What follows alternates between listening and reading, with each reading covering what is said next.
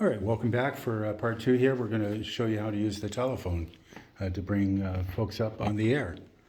So, as before, the recent, here we go. Phone, there's a flash. If you have an incoming call, there's a flasher on the side, and you can pick it up on this device. Look like something like this. Flashing there. You can pick it up on this device. Hello? Hello? Oh my God, it's only me. Huh? Who wants to talk to me? If you want to put a call on air, you can reach up to the Telos Hybrid here and put the on button. The far end caller, which is me on my cell phone, will hear a little burst of noise. This handset will go dead, so you can actually hang this up if you want. And then it says phone call here, on button, and that's me. Isn't that wonderful? It's more of me than anybody wants. Yeah, but we wouldn't normally hear yourself, right? Right, because you have the mic open here. Right. And Miles, the far end caller, would on his phone hear Miles, the radio host, via their microphone here. Right. So. Now, what are we looking for levels on the board itself? So let's see. All right. So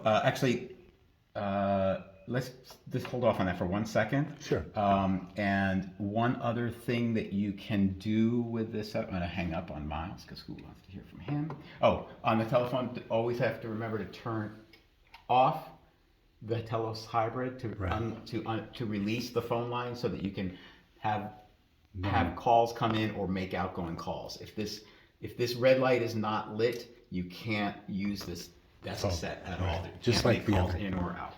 Yeah, just like the earlier other board. Exactly right. So the other thing that you can do for far end interviews is use Skype or Zoom on Air 2 computer, not on Air 1, but on Air 2. Right. So a mix minus of everything will go automatically to the far end caller, I'll call them, Zoomer or Skyper or whatever they call them called, and their audio will be coming out of here instead of Anna and Elizabeth. You'll be hearing your Skype Zoom. or Zoom guest come up here. And there's no changing of.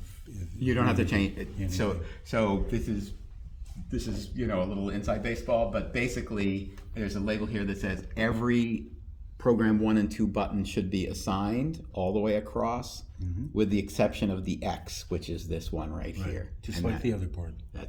So everything is all of these are always on. Again, these are output bus assignments. This top one is the AB input switch. A is unlit, B is lit for everyone. Separately, these are the output assignments, and then these are the Q speaker. This is for listening to the Q speaker. So if you want your that's the Q speaker volume here. Right.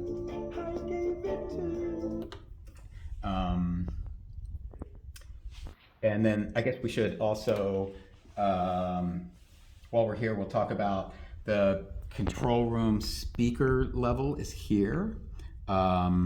Normally you'll be listening to yourself live. You can listen to the off-air signal, but it's actually delayed now. There's a profanity delay, which we'll talk about separately. So you can listen to that there.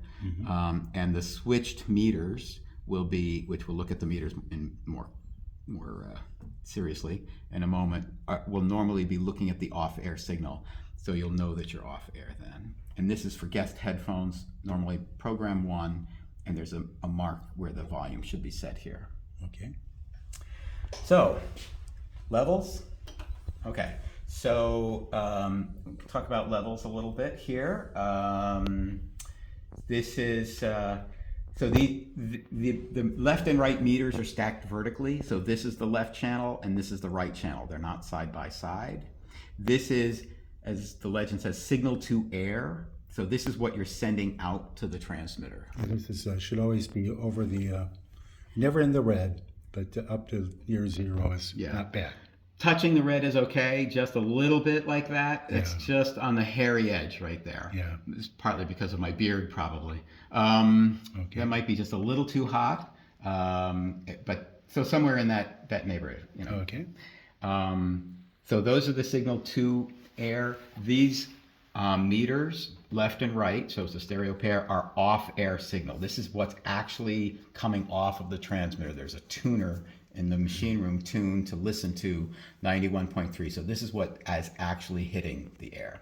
So this is how you know that you are actually broadcasting. If this goes away, check to make sure that this switched meter button is set to actual broadcast signal. If this is on and this is not showing level, something's wrong with the transmitter or the transmission chain or something like that. Okay. What else? Dump button? Dump button? Okay, so since we're in the transmitter broadcast chain, so what's happening? It comes from the console up to this new profanity delay, which has 3 seconds of delay. So everything that hits the air is actually what happened 3 seconds ago. Okay. Unless you hit this dump button because somebody said a bad word, and you'll see that this goes to 0. That means we're actually live. So when you release that button, you have to make sure that somebody's done cussing, that you've turned off the caller, or that you've dope slapped yourself if it was you, or what have you, or changed the record if it was a bad word on a record. And it's moved forward in time up to 3 seconds to live. Now it's creating a new 3-second delay. It automatically fills in time. There's no dead air, but it skips 3 seconds of the last 3 seconds of what happened before you hit the dump button. It's kind of impossible to listen to it and talk cogently. Sure. So you just have to have faith that it works. Yes. Very good. We'll be back.